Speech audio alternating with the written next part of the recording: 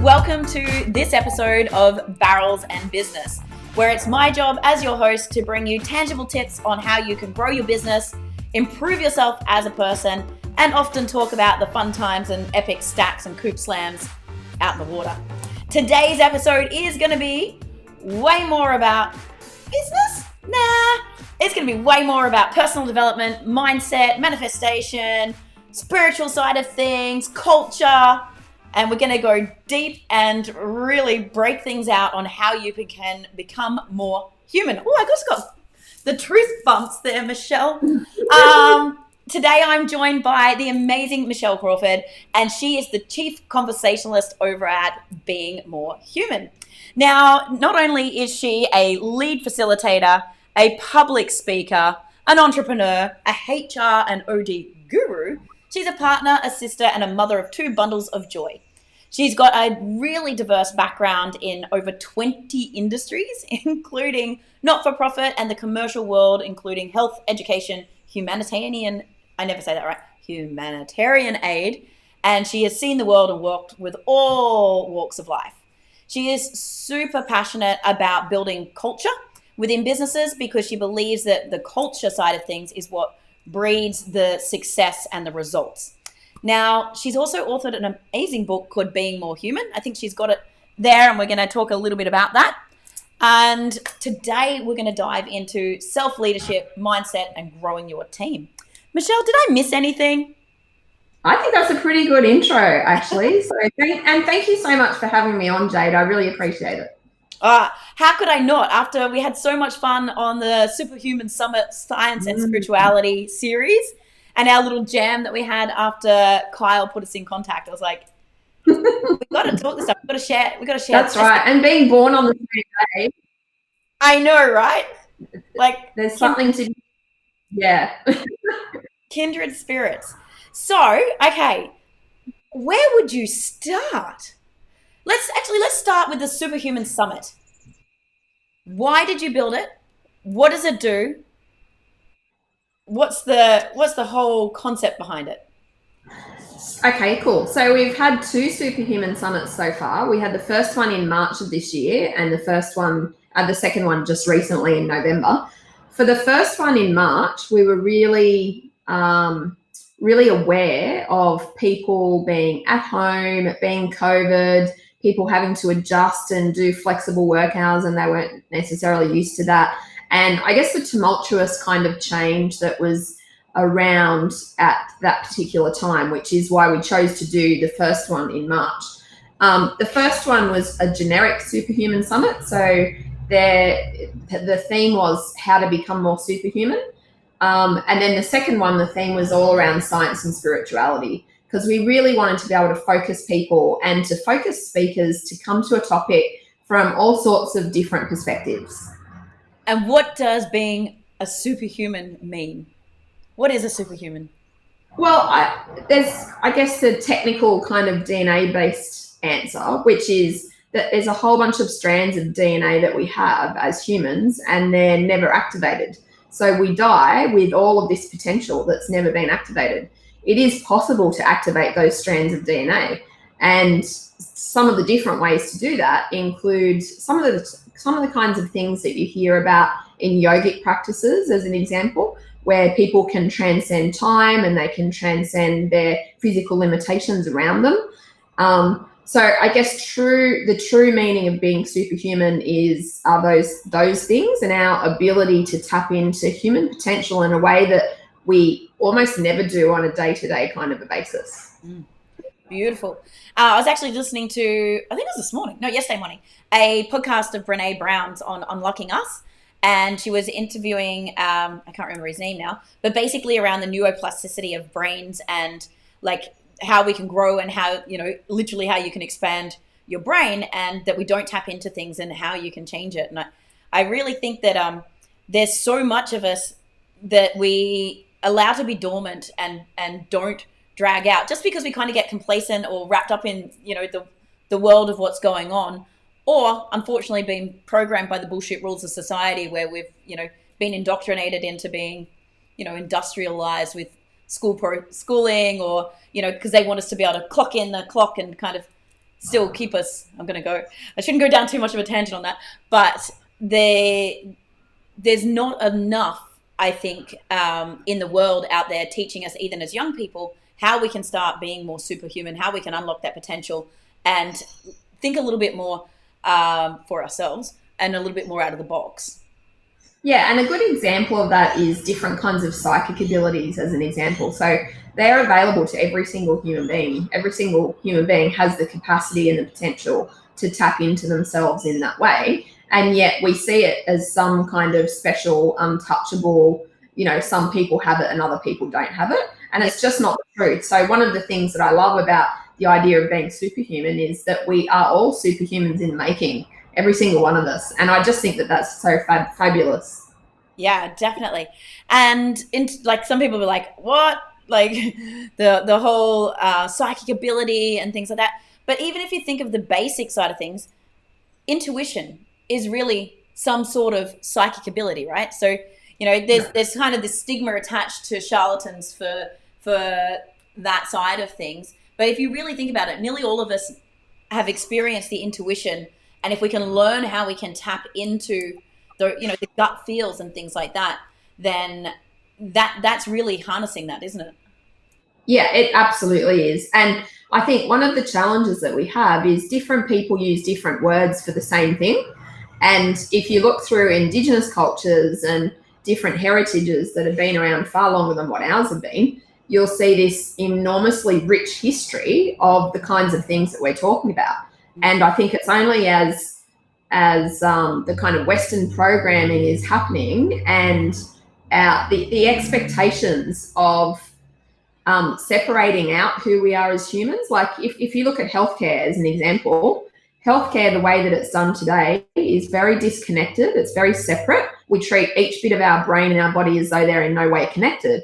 And we know that that's not factually true. We know that as a system, we are very connected. And yet the way that even our doctors study, for example, is that they want to be an expert in the ear, nose and throat, but they're not going to know anything about the rest of your body. Yeah. So it's very isolated, very disconnected. Yeah. And that keeps us away from these superpowers that we could otherwise tap into. Yeah. And this is what I love about Dr. Joe Dispenza's work, in terms of even thinking about, like, our brain tells our body to do amazing things all of the time. Why do we think that it can't help heal us? Yeah, that's exactly because we bought into the bullshit, and we have, the majority of us have. And even those people who think that they're awake, first of all, I hate the idea of dividing into awake and not awake, because I actually just think that's a crock of shit. But for people who think they are awake and that their eyes are open, there's still so much more, even beyond what they are seeing and appreciating. Yeah. If someone was just starting their awakening journey and starting to look into this, what are some of the resources, or where would you direct someone to, start furthering that path? I think the first thing that you really have to learn about is all about vibration and energy and how that works in your body. And you can go back to some of the original science, like from Nikola Tesla as an example, or you can go back to more modern thinkers like Joe Dispenza and Greg Braden and Bruce Lipton, and you can start there. But that's the first concept that you really need to get your head around, is exactly how energy works, because everything else falls from there. Whether you're having a conversation about manifestation or whether you're having a conversation about something else, the connecting factor is always energy. Yeah, beautiful. In terms of energy, then, where would you point someone to start that journey? Like, is there anything that you've gone, actually, for someone just getting into it, not really aware, this is a great simple guide or a podcast or something? Because energy is something that I talk about with my clients all the time, but on this podcast, quite a great deal. But I find a lot of people don't know where to look. I would literally just Google the dumb questions, Yeah.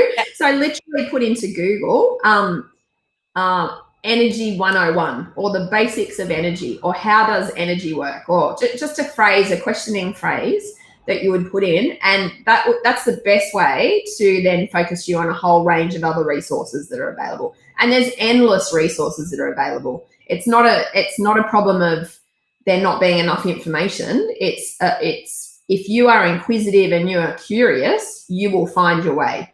Yeah, beautiful. And so just staying on the Superhuman Summit for a moment, on the business side of things, how did you, like, because you had some great success with getting it out there and launching the product. You had amazing show up rates, and just walk us through, how did you actually create it in terms of launching it and getting the what were you calling them? Delegates, members? Participants, probably. Yeah. Yep.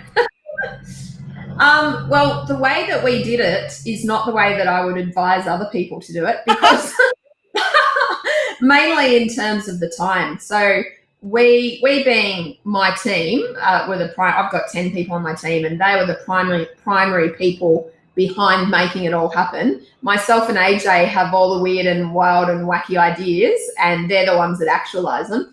But we did it in 2 weeks, to be honest. Like, from the idea to the implementation was 2 weeks. And so it was just chaotic, because there were 40 speakers over 8 days. And so the first step was to get our speakers. So AJ and I both have really extensive networks. So we were able to tap into either people we'd heard speak in different locations or people that we knew were good speakers. And then we just went sort of second and third hand, referrals. In the first one, there wasn't too many people who we didn't know in some way. They were mainly connected to us in some way, shape or form. It was a bit different in the second one though. Yeah, right. And so the second one, you've already done a test run and everything. How did you market it? What was the strategy? And how many, I know in the group, I saw, even when I went live, we already had 1,000 people in the group. How did you find the participants, and what was the marketing strategy behind it? The marketing strategy was all on social media, and we predominantly used Facebook. We did use, for the second summit, we used LinkedIn more heavily. But for the first summit, it was predominantly Facebook. And again, it was our connections. So we're asking people to become part of that group if they're connected to us, yeah, and if they're interested in this subject matter. And then what happened is that each of the speakers publicized the fact that they were speaking. So some of the bigger speakers with a big following might have brought in, 20 or 30 or 40 sort of extra people, yeah, into the Superhuman Summit group. So it was a mixture of our networks plus the networks from the speakers that allowed us to grow something from nothing to that in a very short space of time. Yeah. What I loved, being one of your speakers, and what I saw you guys did really well, and I think people could learn from, if they're utilizing having other speakers or partnering, looking at how you can support them to publicize it for you. Like, you gave us assets that we could easily share, that my team could just repurpose. You gave us copy. You did the event so that we could easily share it out as well. So I think one of the key things that I don't see people maximizing is when they're doing a joint venture or they're partnering with someone else that's got a network or a speaker, they kind of leave it to just the speaker to do the work for them. They think that they're going to share it and think that they're going to love it as much as you love it. And that doesn't happen. Well, because A, they're busy, and B, it's not their baby. So yeah, that's right. Exactly. They might be excited about being on the event, but if you don't help them and help their team, then you're not gonna set it up.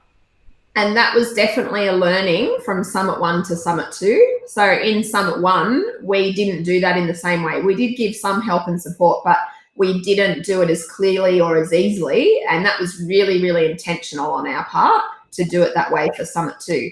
Yeah, beautiful. The other thing is, because you gave me a lot of lead time, my team was actually able to schedule the posting into our marketing flow. So we're setting, like, we do a marketing communication calendar. We build out a Trello board for 8 weeks and try and think, like, when are the big events that are coming up for me as a speaker, as a presenter? And you got to think about how you're going to seed other content that makes sense and it doesn't, like, randomly pop up.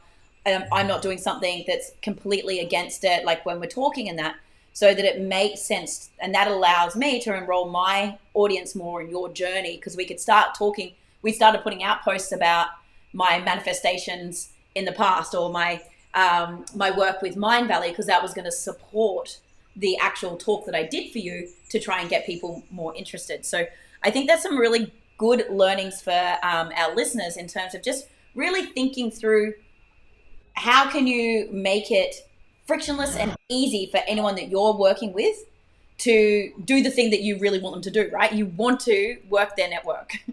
And honestly, I would say that that goes for any collaboration or strategic partnership that you have. It doesn't have to be a summit. The idea of making it easy for the other person is just a really basic thing that you're able to do to make things work smoothly. Yeah, 100%. I definitely think that I've had so many times in the past that I feel like I've dropped the ball when I've been speaking on somebody else's thing because they haven't given me the tools, and then it's last minute and I'm like, oh crap, and I want to do the right thing by you, but it's too late. And so yeah, any partnership, any collaboration, anything that you're doing where two networks are going to blend, like you want to do the thinking for them and make it seamless, and then they're going to want to work with you again as well, because it's going to feel great and you're all going to get the wins, and most importantly, whoever the end customer is going to have the best experience. Yeah, and that's what it's all about at the end of the day. Yeah, 100%. Okay, let's switch gears. Self-leadership, because really, Superhuman Summit really feeds into all of it. The delegates, the participants turning up, they're self-leading their growth. Walk me through what you do on this subject. I love this subject. It's one of my personal passions, you could say. And I love it because I deal with it every single day in terms of coaching with people. And even the most amazingly impressive CEOs still have something to learn in and around self-leadership. And the topic is such a broad one. You might be talking about mindset, you might be talking about decision making, you might be talking about delegating. There's so many different components to the idea of self-leadership, and it's really the crux of everything else. And there's some really interesting research on exceptional leaders, and it was done in Sydney Uni a few years ago now. It's probably about 4 or 5 years old. And what they did is they got 200 exceptional leaders, and then they analysed all of the data of what these leaders did every day in 15-minute increments. So they had this massive amount of data. You can only imagine what it was. Oh my God. And they crunched all that at the end, and then they were saying, what is the most important behaviour of an exceptional leader? Have a guess what it was. Ooh. Self-leadership? A form of self-leadership. So exercising every day was the single most important behaviour of exceptional leaders. Wow. Isn't that amazing? Now, the reason that's amazing is because that is a component of self-leadership. Yeah. You being able to have the discipline in your life, the regularity, the focus, to choose to exercise every day. That is one of the core components to self-leadership. And I found it so ironic that the answer to what makes exceptional leaders is self-leadership. Yeah. That's amazing. You know? And I think that if you really just think about the basics of why it's important to exercise every day as a leader, your energy levels, your stress levels, how you actually show up, because just the impact of how you are physically can have an impact on your team. Like, are you sharp? Are you fast? Are you agile? Like, how's your strength? Absolutely. Yeah. Yeah. But it does also demonstrate your discipline. That's because most people don't find it easy to exercise every day. It's not something that you just, that you have this sudden talent of daily exercise. It is purely a choice, and it's purely a discipline. And discipline is at the heart of self-leadership. Oh, amazing. That was exactly when we crossed over then, I was literally going to say it's about the discipline, and it's building that habit and winning the day. Like, if you know as a leader you've done your exercise, that's your discipline, that's an anchor for you, then that's going to build. And I love this because with what I work with the Wetsuit CEOs is our discipline blueprints. And the discipline blueprint is about having a solid plan and building the discipline so that you can live in bliss. So a lot of people, they think, oh yeah, you like to be happy, it's easy, or it's easy for them, or it's easy for that. Actually, the most happy people have really strong discipline, and they create a plan to be able to execute, to be able to have that dream life, to have the success they have, to win. And it's about having the self-leadership to hold yourself to account. And there's a really great saying that says, discipline is the only way to freedom. Yes. And I just love that. A, because it's ironic. That's one reason I love it. And B, because it's so deeply truthful. I'm wondering if I've got whiteboards under here and my chalkboard, but it's not there. So each year I usually choose a word, like a theme. And one year I was like, okay, what's the thing that I really want back in my life? And it was freedom. But the word I wrote on my chalkboard was discipline. Interesting. And you know what? I just find this fascinating because I have not had a good relationship with discipline. I'm not what I would call a disciplined person by nature. Some people are a bit more naturally that way. For me, every bit of discipline that I have is a choice and an intention and a focus. Yeah. It is not easy. I'm not born with it, but I still believe in it, so I still pursue it. Yeah, 100%. And I think it is a skill that's cultivated, and the more practice you do, the better you get at it. But I think the key thing is having that anchor, like you said, that motivation. It's a choice. So if you know why you're doing it, and you have a really strong why behind it, then you're going to be way more motivated to do it. Like I've been known for 5 a.m. club for God knows how long now. And I was ridiculously disciplined in it, to the point that even if I went to bed at 3 a.m., I would get up at 5 a.m. Or if it was 4:30 in the morning, then I just wouldn't go to bed, just stay up. And just because I had this ingrained thing about 5 a.m. club. And what I haven't been able to commit to, though, is I wanted 10 p.m. club, so that I'm not sleeping. And I don't have the motivation to go to bed on time. So I'm want to get up at 5 because I've got my habit stack. I know I'm going to get up. I'm going to make the bed. I'm going to put my coffee on. I'm going to do my meditation. I'm going to put the oils on. Then I've got the sound, and then I'm going to go for a surf, and I'm going to kill the day. And it sets me up, and I know I feel so per shit if I don't own the morning before the day. But because I have the ability to run on minimal sleep, I find excuses of why I don't need to go to bed at 10 p.m. And because I would just be looking at, so you're talking about being so great at habit stacking in the morning. All you need to do is habit stack in the evening and have an evening routine, and you'd get exactly the same outcome. And I've written the habit stack. Because I haven't really anchored into myself the motivation to commit to it long enough to make the actual habits. Like, I allow myself to even to the point that I cheat myself. I live in Queensland, but I run on New South Wales time. So I get up at 5 a.m. New South Wales, but I go to bed at 10 p.m. Queensland. Yeah. Yeah, look, in my life, the way that I think of self-leadership, the keys to it are sleep, exercise, and food, right? Yeah. Sleep is the bottom line. So for me, sleep is non-negotiable. There is no reason in my life, no way in my life that I am not having the right amount of sleep, because I have seen what happens to my life when I don't have the right amount of sleep, and it is not good.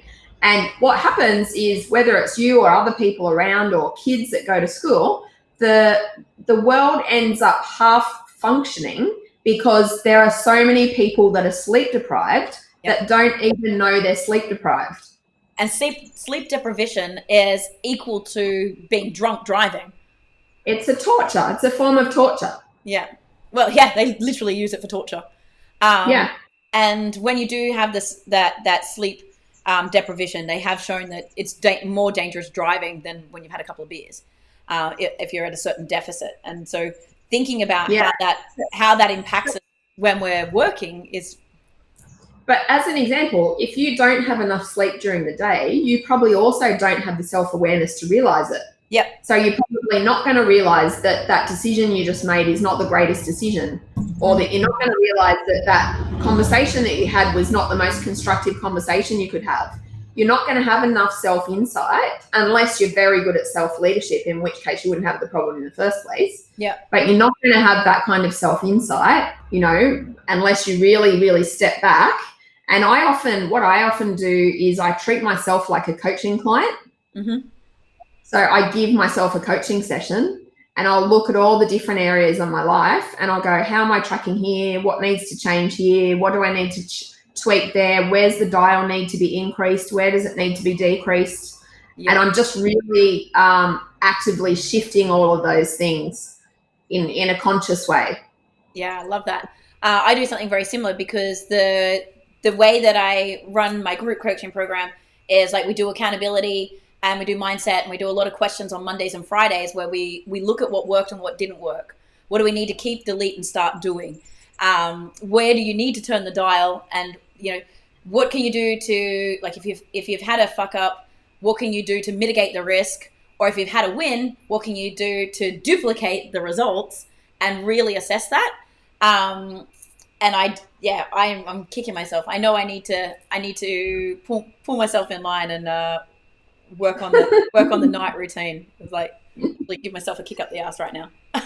Yeah, you know, it is quite fascinating though, because if you look at the literature and you look at what's written, you know, there's quite a lot that's written about morning routine. You know, there's the 5 a.m. club book, or there's the Miracle Morning, or there's any number of different books written about your morning routine. But I've personally never seen a book written about an evening routine. I know that people do have it, and I know that it is practiced, but I've never seen a book about it. Yeah, that could be your next book, Michelle. I'm already writing my next book as we speak. So talk us through your night routine. What's your... So my night routine is, I am a Netflix fan. So I really like watching Netflix, but I've got really good discipline about watching only one episode. Yep. So I only ever allow myself to watch one episode. So I don't get in the situation of binging a whole season or something like that, because it's just not good for my head. So usually I'll watch something for an hour, and then the hour before I'm going to bed is when I'm showering, doing a meditation, reading something, and then jumping into bed. And I go to bed instantly, pretty much as soon as I get into bed. So yeah, that's my evening routine. Nice. If you ever want to put me to sleep, the key thing to do is turn on the television. And I never, you don't have to worry about me binge watching shit. The series might be binge watched. It might look like I've binge watched it, but I was asleep midway, maybe 10 minutes into the first episode. Yeah. I don't watch television. I don't believe in watching television. I don't believe in the news, anything like that. But I do believe in Netflix. Yeah. No, I haven't had an aerial, like an actual for TV for the last, I don't even know. We had Foxtel a few years ago, like maybe 6 years ago, but I think it's been about 6 years since I've had an actual plug for it. I haven't watched the news or consumed news in at least 8 years. I just made a decision that I don't want to start my day or end my day with negativity and false bullshit, and it's just not going to serve me. If you go from the perspective of programming, you can either program your mind in a way that's useful, constructive, healthy, and functioning, or you can program your mind in a way that's unhelpful, unuseful, and destructive. And the difference between those two outcomes is purely what you put in it. 100%. 100%. It's even that I made a choice a few years ago. I absolutely love murder, death, kill movies or shows, like anything that's like a little bit on that edge. I was a diehard UFC fan, like tragic UFC fan, like planned my whole weekends around being able to watch the UFC. Used to watch Friday night fights every Friday night. And after reading Conversations with God and Awaken the Species by Neil Donald Walsh, I was like, what am I feeding in to my brain? What energy is then I'm radiating out? Yeah. And made a conscious decision to minimize that. So it means that I don't watch many movies anymore because I look at it and I'm like, oh, I don't know what to watch. I don't watch as much UFC. I only watch my friend Uriah Hall or my favorites if they're going to fight. But I try to really think about that. And I think this is a huge thing if we think about not just self-leadership, but leadership to the people around us. If you as a parent or an adult are watching the news, watching violent films, watching, violence around young children, then you're programming them and desensitizing them to violence. And but even worse, you're watching or you're doing all those things, and then you're telling Tom not to hit Bill. Yeah, don't hit Billy. It's like so irrational and illogical. Yeah, I see this with some kids that are close to me. Like their mom's like, stop hitting each other, stop fighting. I'm like, all they watch is Marvel comics and Iron Man and this and that and the Hulk, and they've got all these Hulk toys that have like big fists, and it's like they watch the thing where you hit the other person. Like, yeah. Or the hero's going to kill somebody. And surprise, surprise, look at the rates for teenage depression and anxiety and suicide. Yeah. Right? And I don't know if you've ever watched The Social Dilemma before, but if you haven't, it's a must watch. And one of the most interesting scenes was right at the start, and they showed a slide about the increase of depression, anxiety, and suicide in teenage boys and girls, sorry. Then they showed beneath it the implementation and the use of social media, and the tracking on the graph was identical. Yeah. Identical. Wow. And like if you then even add in the games that kids are playing these days, like they're all the games are about killing things. And even if you look at the real young stuff, like even Pokemons and things like that, all of it's got an underlying element of violence. And we're seeing like parents, like you see a couple kissing and they're like, oh, don't look at that. It's like, what? Yeah. Oh, that's disgusting. Like you and your public displays of affection, yet, you got two people screaming at each other in the street and you just walk on by. Yeah. Look, I know, like I am a parent and I know the challenges of parenting around that. But for me, I've just always taken a don't go there approach. So, my kids have been on social media and that's caused a lot of problems. But I've never allowed them to be anywhere near gaming just for those reasons. Yeah. And I think, unfortunately, we, as our generation, forget that we didn't have as much of that input. And so they're like, oh, they'll be fine. Or like we played games, but the games that we played as kids were like Tetris. like it wasn't the same level of what they're seeing. And they're like, oh, I was fine. I played games as a kid. No, there's like a whole different level. And I really think that we need to be a little bit more mindful of the input and the programming that we're giving our younger generation. Yeah, because, strangely enough, A plus B does equal C, and so we're the only ones that have control over those variables. We're the only ones that have control over those choices. We're the only ones. We can't blame anyone else around us for what we eat or how we move or what we consume. They're our decisions, which is why it is all about self-leadership. Yeah. Let's go a little bit deeper on self-leadership then. And how do you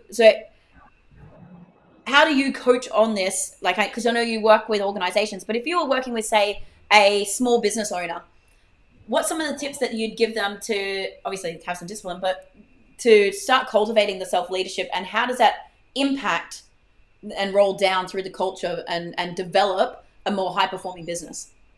So I'll just share about a client that I was coaching today. So he runs a small business. He's a painter, actually, and he has about 5 people on his team. And he's a small business owner, and he's stressed and overworked and too busy and can't find any time for himself. So with every single human, there'll be some kind of entry point or some lever. So the first thing you have to do with everybody is work out where the lever is. Okay. For this guy, the lever was all around his calendar and managing his time. All right, because he's crap at it. He doesn't use his calendar. He doesn't do anything that's useful to manage his time. He's too busy. He's too busy to manage. Too busy to make a calendar. That's exactly right.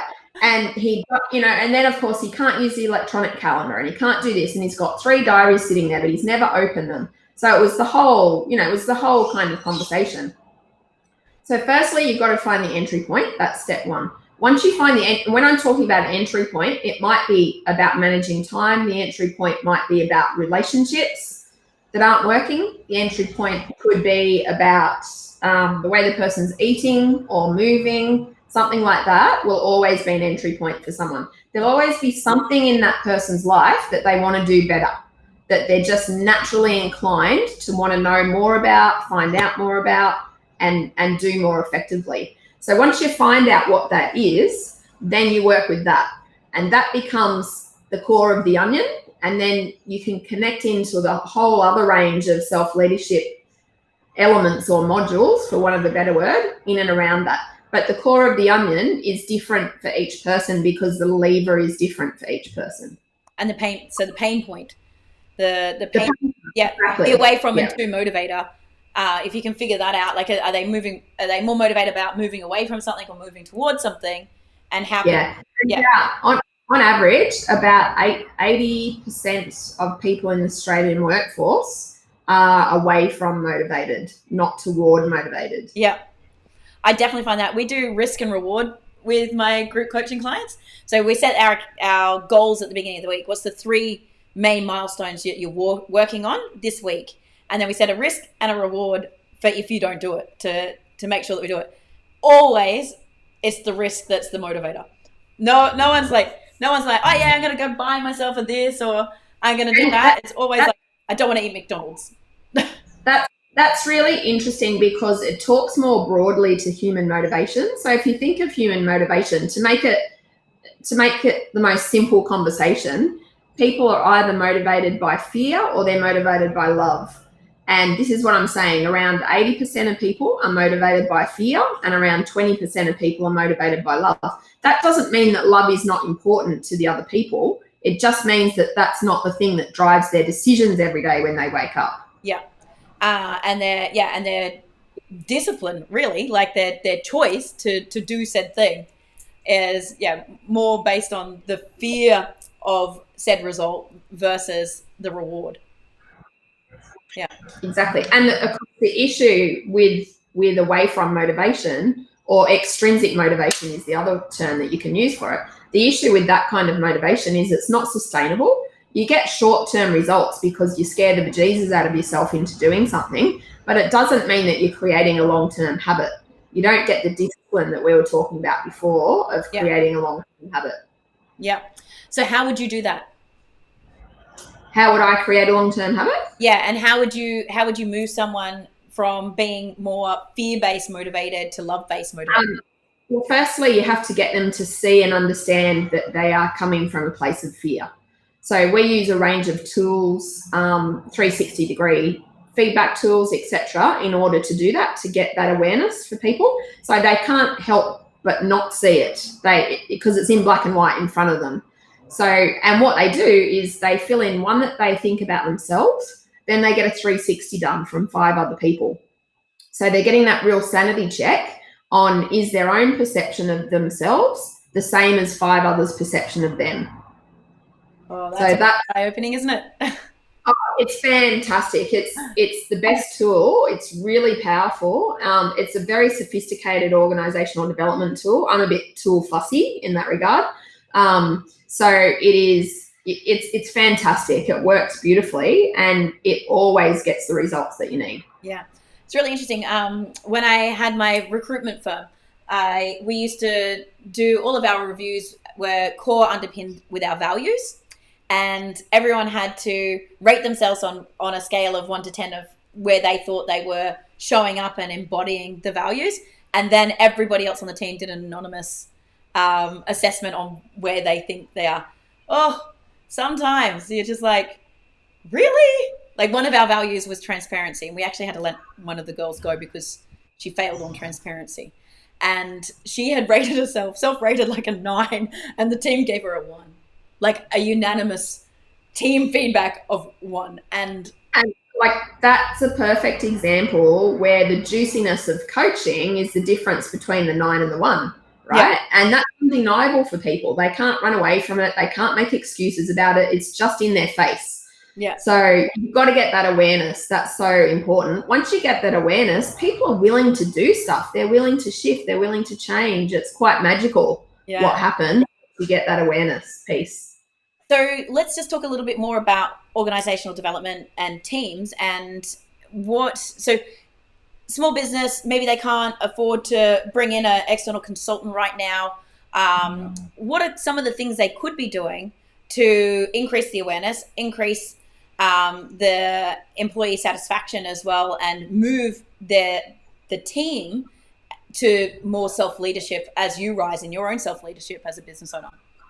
Are you asking about a small business or a larger business? Smaller business. So our main audience is probably up to 50 seats. Yeah. Okay. So in that context, it's like anything. You get the results of what you focus on, right? So if you're not into this stuff at all, you're not into self-awareness, you're not into human behavior, you're not into human potential, then you're never, ever going to reap the rewards of the kinds of results that we're talking about. It's just that straightforward. If you don't pay attention to it and you don't do something, then you're always going to be kind of half-assing your way around the world, so to speak. So the first tip for anyone running a small to medium-sized business is actually do something about it. Now, that something might be a book that you read and you're all discussing. It might be the latest time management tip that someone brings in and is implementing across the board. It might be someone who runs a team development kind of workshop or something like that for your team. It all comes down to how evolved the CEO is. And this is a really interesting piece of research as well. So the company that we use for the feedback, the tools that I was telling you about, one of the different styles that's measured is called self-actualizing. And that's a fancy word for becoming everything you can be, right? That's all self-actualizing means. But what they've done is they've measured all of these CEOs, and this is globally, and they've said, let's look at what the business performance is like when we're comparing it with how self-actualized the CEO is. And every time, without fail, the more self-actualized the CEO is, the better business performance with every single indicator that you're talking about. There's not an indicator that doesn't fit into that. So people with small and medium-sized businesses, the main take-home that they need to learn is that business is only ever going to be as effective as who they are themselves. Yeah. I had a saying said to me many years ago that a business can never outgrow its leader. Yes, that's exactly the same. So the leader has to grow and develop and evolve in order for the business to do the same thing. Yeah. So if you as a business owner want your staff to be more productive, more efficient, not overwhelmed, not forgetting things, not having time to look after themselves, then maybe you need to use your calendar. That's exactly you better learn how to do it. Yeah, that's exactly right. And what I would say is it's no different to hiring an accountant to do your finances.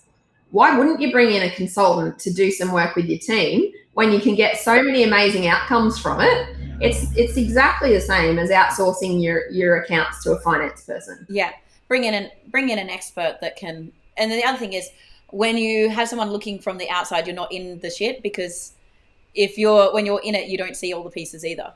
No, you don't. And no matter how evolved you are as a CEO, when you're in it, you don't see it. That's very true. Yeah. Is there any books or tools that do you think that someone could go to for harnessing their own leadership as a business owner and for leading a team? There's so many leadership books. One of my favorite authors on leadership is a lady called Margaret Wheatley, and she's quite a newish thinker in the area of leadership, someone who is more kind of popular and well-known, but maybe less expertise in leadership, but he still writes about it, is Jay Shetty. Yeah. So they're two quite different examples. One's a more like academic lived experience of leadership and someone who's really contributing to this conversation about who leaders are and what evolving leaders need, versus someone who, in Jay Shetty, you've got someone who has definitely embraced all of the elements of self-leadership, his life of being a monk and focusing in on all the different areas. So they would be two places to start. What's your thoughts on Brown and her new book, Dare to Lead, and the podcast associated with that? Yeah, I love Brene Brown. I love her earlier work more. I think she's sort of at the point where she's saying the same stuff that she did at the beginning, but I think she's fantastic. I really do love her work, and I use her work a lot in leadership development programs. Right. I use there's a TED Talk actually, which is a great place to start if you want a TED Talk. It's called The Power of Vulnerability, and that's the most watched TED Talk ever, and that's a Brene Brown TED Talk. Yeah. Have you watched her new Netflix documentary? Yes, I have. I think she's fantastic. She's really good. The other kind of more popular leaders, if you're talking about someone like Brene Brown, is Simon Sinek. And again, he does some really great work. I don't know. I think when people get so well known, they have the pressure to publish and the pressure to churn out more books and results and things like that. And sometimes they can stray from their original impact. That's my feeling anyway. Yeah. Let's just touch on vulnerability though. Where do you see that fitting into self-leadership and into leading teams? Look, I saw this really interesting post recently on vulnerability, and the person was arguing against it. So what they were saying is if you show your cards and you're vulnerable in the workplace, then someone who is likely to bully you or something like that is going to jump on in and leverage that. And whilst I understand what the person was writing, I disagree with their fundamental basis. I don't think there is any possible way that you can have a strong, deep, lasting human connection with anybody without being vulnerable. You might think you can, but you haven't even started. Yeah. It's surface. It's inauthentic. That's right. And it's compartmentalizing part of who you are as a human, right? Yeah. But I think one of the biggest challenges that we have as our society is not only do people not know how to be vulnerable with the person sitting beside themselves, they don't even know how to be vulnerable with themselves. So it hasn't even started with them as an individual. So how can we expect people to have these really open, vulnerable connections with people in the workplace when they haven't even done it, like individually? How can someone cultivate that? How can you work on your own vulnerability? And like, how would someone know that they don't? Because I think that when we talked about self-awareness, I think some people are like, what do you mean? Of course I'm vulnerable with myself. Like, I think the easiest way, I like to talk about the pile of shit that we each have heaped upon us, right? And that shit you could also call your programming or your expectations or the, rules or whatever it is, the term that you use. But at the end of the day, we all have that shit. Now, some of us are really open and willing and very comfortable in talking about our own shit. Right? We're comfortable to do that. That's where vulnerability comes in. The majority of us are either denying the fact we have any shit in the first place or pretending, or we're pointing the finger at the other person because the other person's shit pile is higher than mine. And we're not owning our own shit, quite literally. So don't mind my analogy, but that's my analogy. Yeah, beautiful. So how could someone start practicing it? What would be a step? Step one is admit that you've got it. For God's sake, don't walk around. All the stuff that's buried under here. That's right. Guess what? All the skeletons. If you don't think you have any, all you have to do is look in your childhood between 0 and 7. That's where you find it all. 0 to 7-year-old children. That's why I'm so sure we've all got our own shit. Oh yeah. Yeah. And I think once you are willing to own that you've got it, then the process after that is, I like to call it a process of unlearning, because what you're doing is taking the heap of shit off and throwing it away and saying, I know that, you've served me up until now, but I don't need you anymore. Thanks anyway, goodbye. Then you take the next pile off, and you can do that with a therapist or with a coach, or you can do that on your own, or you can do that in relationship with somebody else. There's so many ways to do it. But it's literally about systematically, progressively taking that shit off you.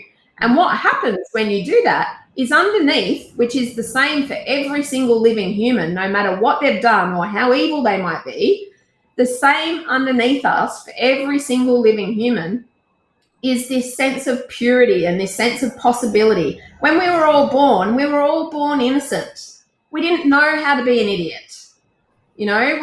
We were born with our innocence, and what taking that shit off the top of your head and your face and your body does is it allows you to go back to that place. So you unlearn your way back to your original source. Yeah, beautiful.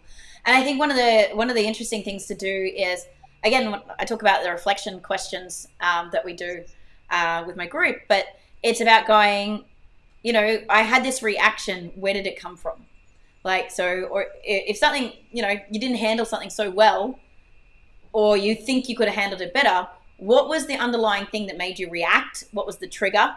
Or what prevented you from doing something? So if you can look at your bullshit and go, oh, actually it was my fear of not being liked, which comes from being unloved as a child. Or what is that negative self-talk or limiting belief that flares up that maybe stops you from doing something you really want to do, or makes you react in a negative way? And I'm very firmly of the belief that you don't have to go through the details of all of your shit to acknowledge that it's there. You don't have to go back to that time that someone might have done something horrible to you, or you had a horrible experience, right? You don't have to. I'm very firmly of the belief you do not have to relive that stuff in order to process it and deal with it. Yeah, I'm a huge believer in that. There was an amazing Mind Valley author who done a lot of work on tantra and connection that ended up unfortunately taking their life. And it really, they did so much work about sharing their vulnerability, but they constantly had to they relived the story and the actual event all of the time. And I think it's really important that when you're moving away from that sort of stuff, that you don't go back too often and relive it, because if you're reliving it, you're bringing the past into the current, and all of that shit comes back up again. You just need to and what you're actually doing is, even though you think you're doing the right thing, you're just re-traumatizing yourself. Yeah, you're re-bringing up all of that trauma. Because our brains don't know the difference between what happened 25 years ago and what just happened last week. We don't have that capability to know the difference between those things. So that's why it's so important not to re-traumatize yourself. Yeah, I'm really big on that, because you see a couple of sides of the way of dealing with it, and so many people are like, oh, let's go back into the thing, and it's like, why would you want to be bringing that up all the time? And the same, like when people's telling, like if they think they're being vulnerable, I see this where they go in and they relive the moment and the shit too much. They use that story, and then it does end up having a negative impact on them, rather than just recognizing it. And this is where it comes to mindset, because this is what drives a victim mindset, right? Or in my book, I talk about a sufferer and survivor mindset. So in a sufferer and survivor mindset, you've got a whole bunch of people, most of whom have had some kind of complex trauma, and it's unresolved. It's fresh, it's sitting there, it's not dealt with.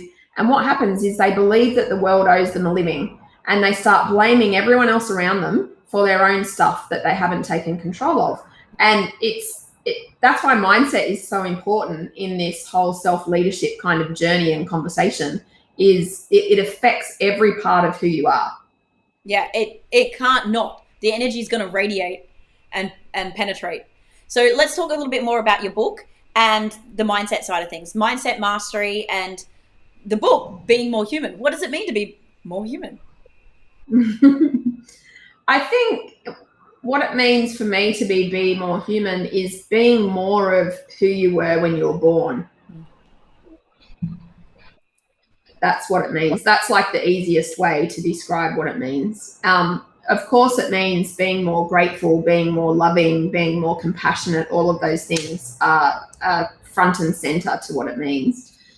In terms of the mindset model in the book, when I started the book, I didn't set out to have a mindset model. I didn't even set out to write about mindset, interestingly enough, but I did want to write a book.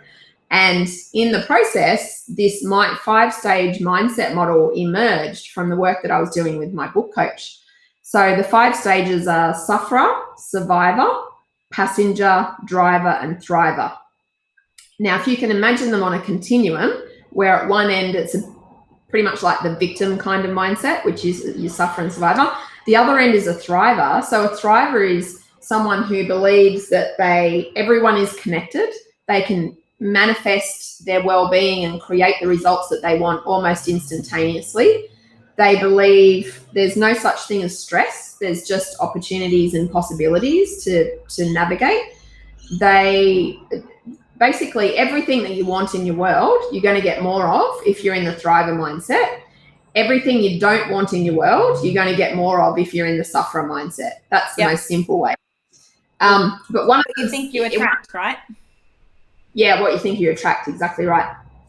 One of the mindsets, the passenger one in the middle, this is the one that's really interesting because it's connected to employee engagement figures. So depending on what research you look at, different organizations say different things, but on average, it's about 25 to 30%, let's say 27% employee engagement in Australian workplaces. So the problem with that is we're talking about 80% disengagement. We're talking about 80% fence sitters, or in my model, we're talking about 80% of people being passengers. Yeah. So a passenger is someone who rocks up, they do the bare minimum, but God forbid you ask them to do anything else because there's no possible way they will. If you think reality TV is designed for the passenger, right? Because they're living vicariously through other people based on what they're watching. So a passenger is very much someone who sits there and life happens around that person, but they don't feel like they're in the driving seat. Yeah. Yeah, they're not in control. No. So it's a scary thought to think that the majority of people in our organizations are in that mindset. Wow. Well, I think, and that means in our world, really. Absolutely. You could extrapolate that pretty easily. Yeah. And when we talk about Mind Valley, that's about the stages and states of consciousness and where you sit. Are you at the level where, life happens to you, or life happens through you, or life happens for you? Yeah. And Sorry, you could map that in perfectly into the mindset model. Life happens to you if you're a sufferer and survivor. Life happens through you if you're a passenger or a driver. Life happens for you if you're a thriver. Yeah. And life happens by you at the ultimate level. Yeah.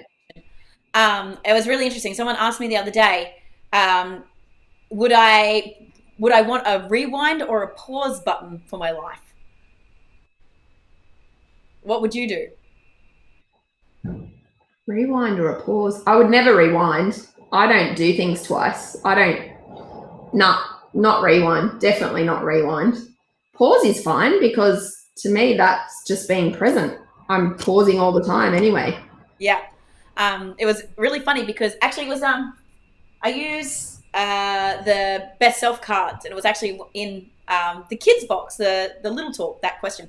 But 2 days later, my best friend sent me a message going, if you could do over any day in your life, go back and redo it, what day would you do? I was like, oh, isn't that interesting? They're kind of the same thing. I was like, none. Like I firmly believe that everything's happened for a reason. And even, well, if I go even more woo-woo, I believe that we're souls here having a human experience, and our soul has chosen the experience that we're having, and we're at cause for every event, effectively.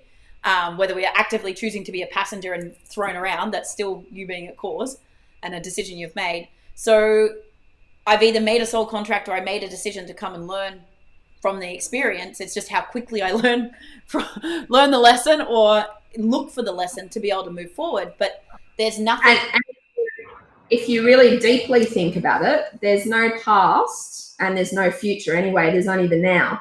And if you really take the fact that there's only the now to heart, then the only possibility that we have to be incredible humans is to maximize every single moment that we're engaged in our lives. That's the only option.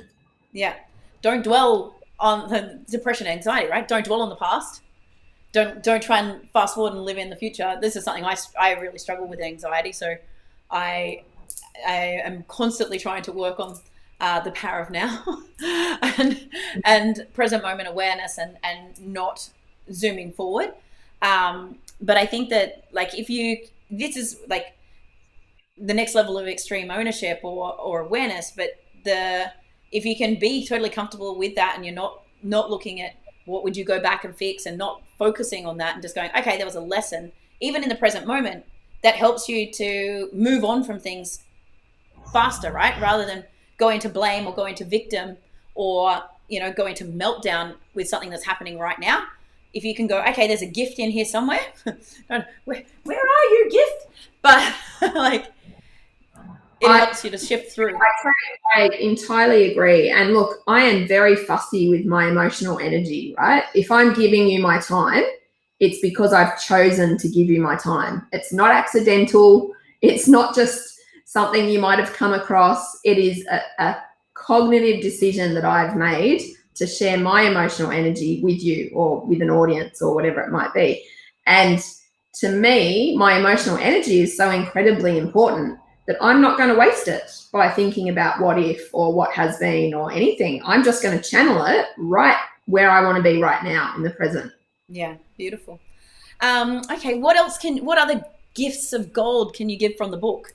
I don't have one of the. Tell us. One, I'll just show it. Yeah. So this is the book. Awesome. Go this way. Yep. There we go. Beautiful. One of the cool things about the book is I have been very vulnerable in writing the book. So I've shared a lot in the book, different stories of my own life about when I've been a sufferer or a survivor or a passenger or all of those different mindset elements. So the way that I illustrate the different mindsets is with all these different stories. And because my early working experience was working in war zones in humanitarian aid organizations, there's a lot of stories from working in Africa and being in war zones. And so they're pretty interesting stories. So it's a book where there is some theory, but there's not very much theory. And it's really more the stories that support the theory. Beautiful. So it's not boring. Everyone who's read it says they really enjoy it. And I get really great feedback about it. So yeah, I'm very grateful for. And I don't feel like I wrote the book. I feel like the book wrote me. Yes. Yeah, so that's just a bit of a distinction. Awesome. And so let's now talk about growing teams. What's some of the stuff that you can take from the book, from the conversations that we've had around self-leadership and that? How would you grow teams? So to use the mindset model to grow teams, if you think about it, each individual has a mindset, but if you add up all of their mindsets and you look at the collective, then the team is going to have a team mindset. All right, which is like the average of all of the individuals combined. And an organization will have like an organizational mindset, which would be the addition of everyone in the organization invited. So the reason that that's important is because all the lessons you can learn as an individual going through the stages, you can also learn as a team. So if you've got a team and they're in the sufferer mindset, you've got a long way to go before they are functioning as a team. Yeah. So yeah, that's super useful. What's some of the things you could do if knowing that there's passengers, right? Knowing that most organizations have these passengers. What's a couple of things that you could implement within the business to start moving the people away from passenger mindset? One of the best things to shift away from passenger, because you're moving from passenger mindset into a driver mindset. So where you want to get people is in a feeling that they have control over their life. So you can work with them and help them to come up with their own vision statements. That's a really, really positive way to help people shift from passenger into driver. So they come up with their own vision statements and their why and their purpose, and that then precipitates a whole other series of personal growth that they want to go on because they're now clear about why they're here on the planet. Because I think one of the biggest issues is that people are unclear about why they're on the planet. They think that they're an accident, you know, or that they think that they don't matter and other people matter. And it's just fundamentally untrue. Like, our planet would not be the same if you weren't on it, or if I weren't on it, or if someone else was not on it. So yeah, that's my answer to that one. Yeah, beautiful. And I think sometimes I've heard business owners be like, oh, well, why do I want to help them create a vision for their life, or that, learn to do another language that doesn't serve the business? And what would you say to someone like that? If they think it doesn't serve the business, they fundamentally don't understand how humans work. Yeah. And they need to go back to school. Yeah, need to check their ego a lot of the time. Because, yeah, the like you said, the whole thing, I say that happiness is the greatest hack to productivity and profitability. So any way that you can make your employees or anyone around you more happy, the more productive and profitable. So I would just slightly tweak that, and I would say any way that you can work with someone to help them make themselves more happy, which is the distinction. Yes. Right? Then that's where you want to be. It is not your responsibility to make someone happy. Even if you're the employer, it's not your responsibility to make someone happy. Yep. It is, however, your responsibility to enhance their life and ask them interesting questions so they choose to make themselves happy. Love that. I love that. And like, even I really believe that as business owners, the fate of humanity rests on our shoulders, and it's our duty to be the ripple effect of happiness and to provide places where people are invigorated to come to work, and that, they love coming to work. They don't wake up each day dreading going to work, or even just like, I just don't think it's okay for us to foster cultures where people are passengers, because that doesn't allow us to radiate or be a better ripple effect on humanity. And I mean, there's one thing is the effect on humanity, and of course it goes without saying that that's the most important thing, but the other thing is GDP, right? If you listen to the government, all of our politicians always talk about ways that the Australian economy can grow in order for us to produce more GDP. Now, the quickest way for the Australian economy to grow in order for us to produce more GDP is simply to help people shift mindsets. If you just shifted half of Australia's mindsets from passenger to driver, you watch the financial returns on that, like with bells on. Well, really think about that. If you went, I've got a company that's got 10 employees and 8 of them are passengers and disengaged, so they're kind of doing the bare ass minimum. Imagine that you got 4 of those to move to driver, where they just even increase their productivity 50%, what that would do to your business. Exactly. And how much as a business owner would you be prepared to pay to get that result? Yeah. Like, really think about that. Imagine 50% of your staff were 50% more profitable, whether that's through efficiencies or selling, depending on what their duties are.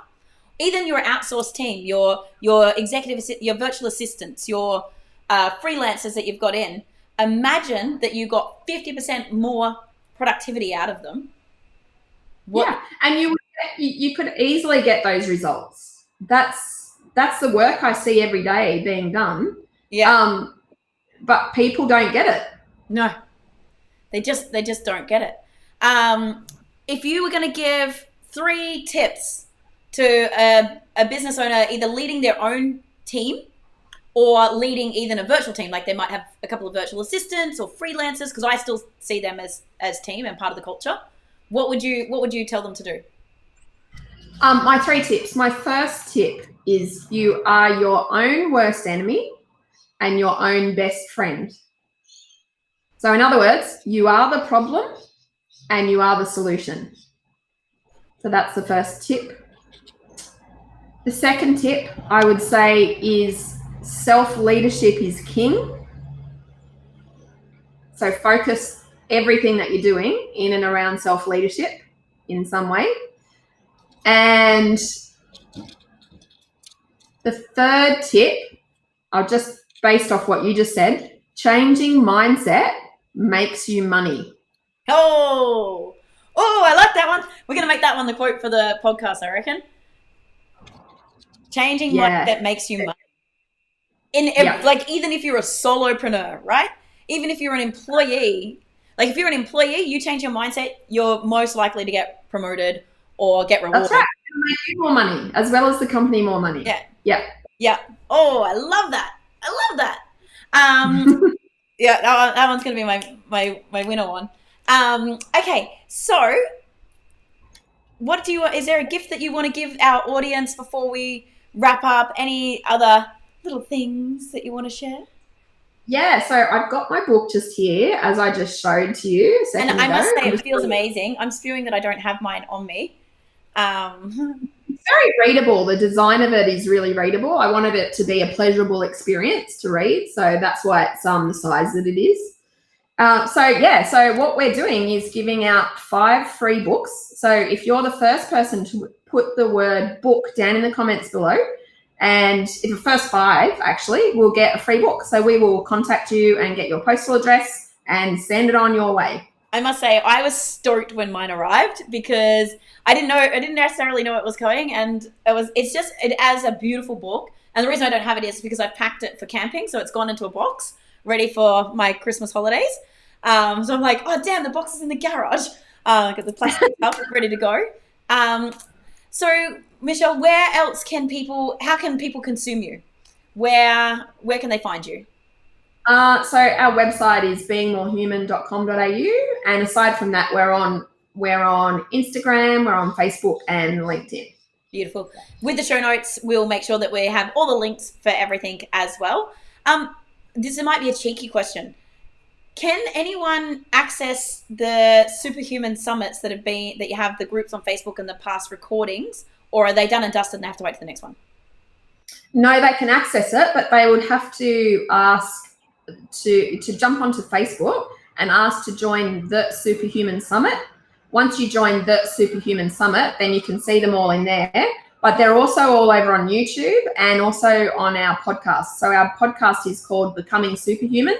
So if you download that podcast, you'll get everything on that podcast. Amazing. Because I just think that there were so many amazing speakers really going into this stuff on becoming a superhuman and being more human and hacking all of these techniques that we've talked about today. So I think that'd be a great resource for people too. Yeah, fantastic. Amazing. Well, thank you so much for joining me today. We didn't talk surfing because you're a surfing virgin, but I am a surfing virgin, yes. But I'm going to challenge you. I'm coming to Newcastle. Good. Give me a lesson. I would love that. And Kyle and I are going to take you surfing. Done. I'm in. Excellent. Beautiful. Well, thank you so much, Michelle. I'm going to say goodbye to our amazing audience. Thanks for tuning in today, guys. Make sure that you're adding in the comments if you've got any hints or tips or books that you recommend on leadership, on mindset, on habits, any of the stuff that we talked about today. Make sure that you enter the conversation and share your resources with the rest of the crew. Cool. And thank you so much. I hugely appreciate the opportunity, and hey to everyone who's been listening. Cheers. Thanks. Hey there, barrel chasing business owners. Thank you so much for tuning into this episode of the show. What I would love for you to do, if you feel like you got any value or entertainment out of this episode at all, is to leave us a 5-star review and comment below so that we can share the message and impact as many business owners like you as possible. Thanks.